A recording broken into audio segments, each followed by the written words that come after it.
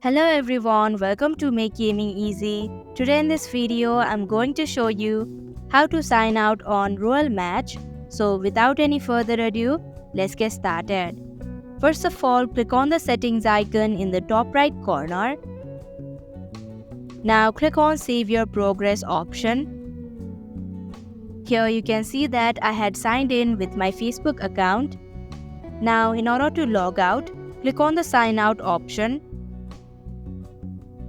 And if you're sure, click on Yes option. Tap on the Continue button. And that is how you can sign out on Royal Match. Thank you for watching Make Gaming Easy. I hope this video was helpful to you. If it was, hit the like button and comment down if you have any questions or feedback.